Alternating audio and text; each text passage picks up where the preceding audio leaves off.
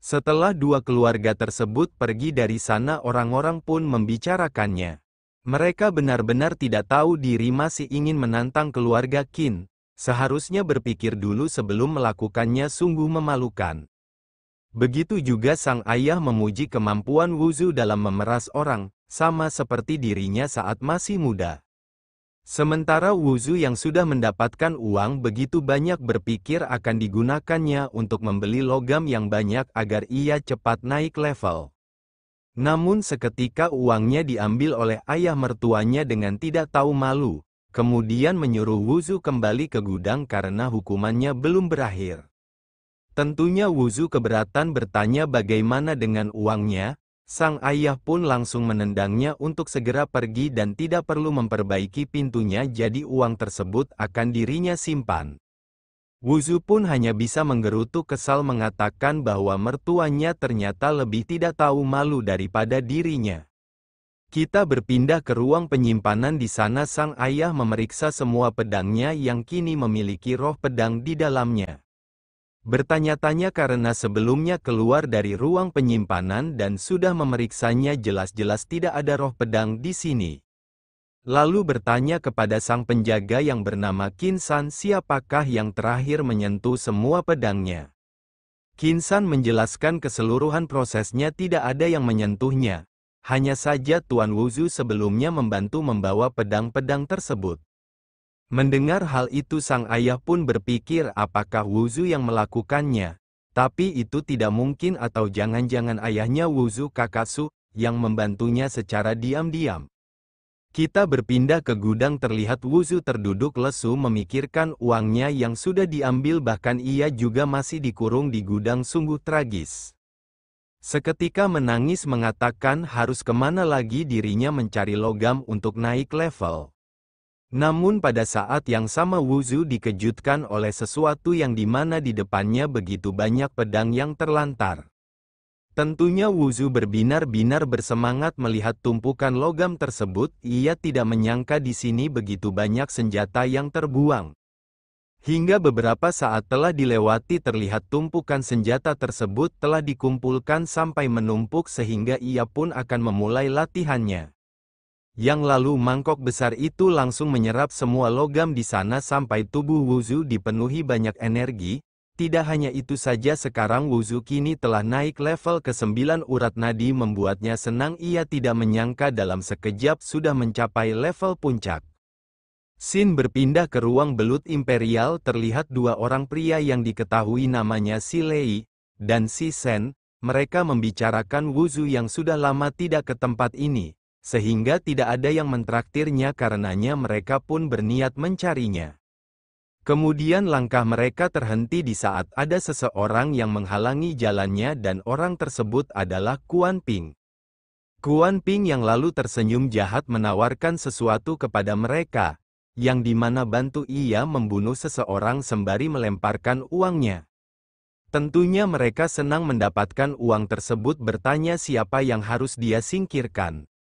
Kuan Ping pun berkata dia Wuzu dari keluarga Qin. Sontak keduanya terkejut mengatakan bahwa Wuzu adalah sahabat mereka. Mendengar itu Kuan Ping tersenyum bahwa orang seperti mereka yang dipedulikan hanyalah uang, jadi mana mungkin mempedulikan teman. Keduanya pun menjadi marah mengatakan kami adalah saudara yang menjaga satu sama lain dan sekarang kau ingin kami membunuhnya. Kuan Ping lalu bertanya terus kenapa memangnya. Keduanya serentak menyeringai jahat mengatakan uangnya harus ditambah. Kuan Ping lantas menenangkan mereka bahwa setelah selesai membereskannya setiap dari mereka akan dirinya berikan uang tambahan. Kita berpindah ke gudang. Di sana Wuzu sedang meditasi untuk menyempurnakan levelnya. Kemudian dijelaskan peredaran darah, setiap lewat satu level pasti kekuatannya akan bertambah. Dan sekarang Wuzu telah mencapai level 9 yang dimana satu level setara dengan 3 ekor sapi. Yang lalu Wuzu membuka matanya langsung menghitung levelnya yang kini level 9 yang berarti dirinya mempunyai kekuatan 27 ekor sapi. Seketika Wuzu tersenyum senang. Setelah itu Wuzu berpikir akan mencoba kekuatannya, tapi gudangnya sangat kecil, takutnya orang akan tahu. Pada saat itulah seseorang masuk menghancurkan pintu sekaligus menerjang yang ternyata mereka adalah Silly dan Sisen. Wuzu yang sempat menghindar melihat kenampakan keduanya sejenak merasa aneh dengan pakaian mereka. Kemudian bertanya apakah kedatangan mereka bukan untuk mengajaknya minum. Keduanya mengungkapkan bahwa kedatangan mereka bukannya mengajak minum melainkan untuk menghasilkan banyak uang dengan memusnahkannya. Wuzu bertanya kembali bukankah mereka ini adalah sahabatnya kenapa ingin membunuhnya. Serentak keduanya tertawa kamu kira menemaninya bersenang-senang karena menganggapnya saudara tapi sebenarnya kami hanya memerasnya agar mendapatkan minuman gratis. Wuzu menegaskan beritahu siapa dalangnya maka dirinya akan memaafkannya mengingat hubungan persaudaraan yang sebelumnya. Silly membalas Wuzu kami juga melihat hubungan dulu makanya bicara begitu banyak. Maka dari itu jika sadar diri putuskan saja sendiri daripada mengotori tangannya. Wuzu kembali berkata kalian begitu percaya diri bisa membunuhnya apa mereka tidak takut ia membunuh mereka. Mendengar itu Silly mendekat pisau ini khusus untuknya jadi diam saja tanpa perlu melawan agar ini semakin mudah. Akan tetapi tiba-tiba Susen keringat dingin melihat temannya sudah ditebas oleh Wuzu bahkan tanpa disadari saking cepatnya. Yang lalu Wuzu menatap tajam sembari berkata dirinya sudah memberi mereka kesempatan namun malah menghiraukannya. Kemudian Wuzu melangkah mendekatinya di waktu bersamaan Sisen seketika berlutut ketakutan, bagaimana mungkin apakah selama ini kau menyembunyikan levelnya? Bahkan Silly yang level 6 tidak memiliki kesempatan untuk bereaksi. Wuzu yang lalu mengarahkan pisau tersebut ke wajahnya mereka sendiri yang memulainya sekarang beritahu aku siapa yang memerintahkannya. Dengan ketakutan Sisen memukul-mukul kelapanya ke lantai memberitahu bahwa yang memerintahkannya adalah Kuan Ping terus meminta ampun untuk melepaskannya. Akan tetapi Wuzu tidak memberinya ampun langsung memukulnya sampai terpental jauh, sejenak bergumam kekuatan 27 ekor sapi memanglah hebat tapi tunggu dulu bagaimana mengurus dua mayat ini, pada saat yang sama juga dia merasakan kehadiran seseorang. Dan terlihat seorang gadis tersenyum di bawah cahaya bulan dia merasa ini menarik siapa sangka menantu tidak berguna keluarga Qin ternyata petarung yang hebat. Melihat gadis tersebut Wuzu ternyata mengenalnya yang diketahui namanya Dai Yao Yao, guru seni bela diri yang sengaja dipekerjakan keluarga Qin bertanya-tanya kenapa dia ada di sini. Yang lalu Yao Yao menghampirinya bertanya apakah tuan punya penyakit sembari menyentuhnya. Setelah mendapatkan sentuhan tersebut Wuzu terkejut karena di kepalanya banyak gambaran teknik rahasia pengobatan Yin. Tidak mendapatkan jawaban Yao Yao berkata kembali kenapa diam saja jangan-jangan memang benar. Seketika Wuzu tersenyum, memiliki penyakit atau tidak Nona tidak perlu khawatir dan juga ia sarankan penyakit Nona harus segera diobati takutnya nyawanya akan pendek. Sontak Yao Yao terkaget bertanya-tanya bagaimana dia bisa tahu. Dengan penuh dusta Wuzu mengatakan bahwa dirinya bisa tahu hanya dengan sekali lihat. Sejenak bergumam rahasia pengobatan Yin yang ditinggalkan Pak Tua ternyata bisa muncul setelah menyentuh pasien. Tentunya Yao Yao memujinya sembari tersenyum tuan memang hebat. Mendapati pujian itu Wuzu makin tambah dusta sebenarnya dirinya kira-kira selevel dengan Naruto dan Luffy. Akan tetapi tanpa disadari Yao Yao diam-diam menyiapkan pisau berpikir di benaknya. Kabar dirinya terluka tidak boleh tersebar kalau tidak pasti akan mengundang musuh. Kelihatannya ia tidak punya pilihan sepertinya bocah ini harus dilenyapkan. Wuzu kembali berkata dirinya tidak hanya bisa melihat penyakit Nona, tapi juga bisa menyembuhkan penyakitnya. Mendengar itu Yao Yao pun melepaskan pisaunya memegang tangan Wuzu terus diletakkannya di tempat tersebut. Sejenak Wuzu terdiam lalu meremasnya sedikit pada saat itulah dengan satu remasan sama dengan liburan kedupan, pada saat bersamaan Wuzu juga terkejut yang mana dia mengeluarkan cairan merah dari hidungnya langsung menarik kembali tangannya, mengatakan bahwa dirinya tidak tertarik dengan wanita untuk sekarang karena ia sedang fokus mencari uang. Yao Yao yang kemudian bertanya kalau begitu tuan mau berapa. Dengan serius Wuzu berkata ini harga kepada seorang teman sembari memperlihatkan jarinya. Yao Yao untuk sesaat berpikir di benaknya dengan 300.000 yuan bisa menyembuhkan penyakitnya, ia sungguh beruntung. Melihat Yao Yao terdiam, Wuzu menyangka mungkin akan menawar, menegaskan dengan serius 300 yuan tidak bisa kurang dan tidak menerima hutang. Sontak Dai Yao tersentak kaget bergumam, apa, 300 yuan bukan 300.000 yuan, apakah bocah ini tidak tahu harga? Wuzu kembali bertanya kenapa, apakah kau merasa ini terlalu mahal? Kalau merasa terlalu mahal maka tidak perlu berobat, diam saja menunggu ajal menjemput.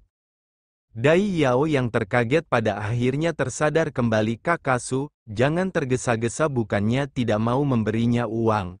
Tapi kamu harus tunjukkan dulu efeknya baru dirinya akan percaya. Wuzu lantas mengajaknya mencari tempat untuk menyembuhkannya. Di saat yang sama pikiran masing-masing keduanya merasa bahwa akan untung besar. Tempat berpindah ke gudang, terlihat Dogi di sana mendengar pembicaraan yang dimana Wuzu meminta Dai Yao masuk ke gudang kemudian menyuruhnya berbaring.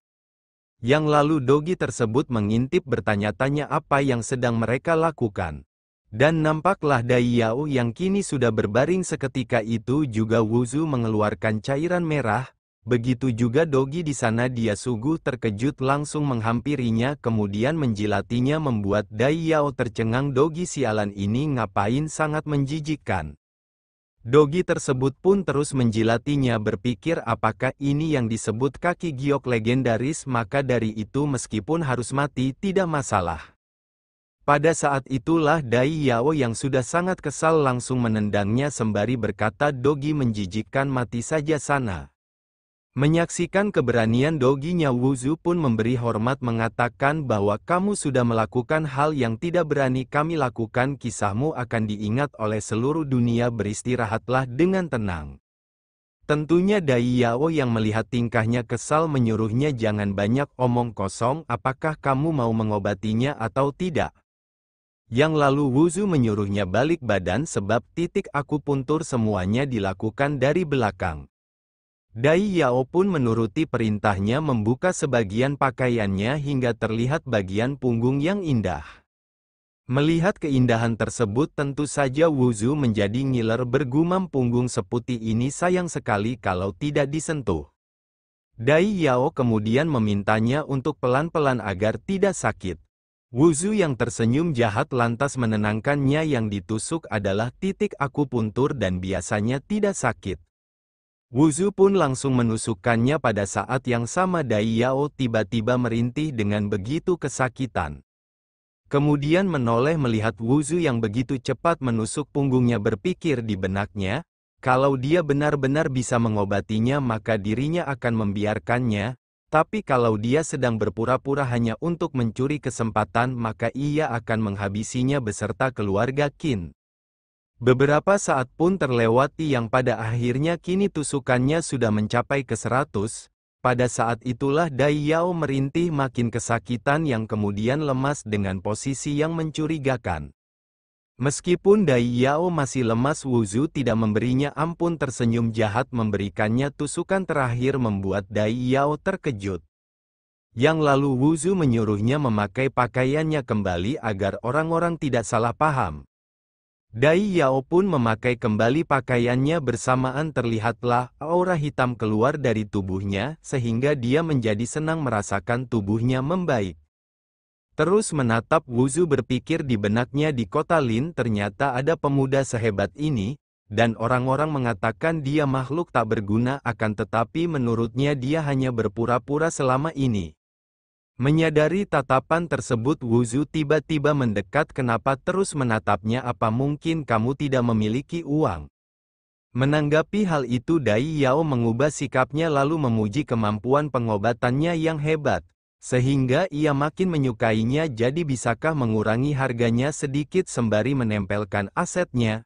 Tentunya Wuzu yang merasakan kehangatan tersebut menuruti kemauannya, berkata karena kita teman maka harganya akan dikurangi menjadi 299 yuan. Oke, sampai di sini dulu pembahasannya, sampai ketemu lagi di video selanjutnya.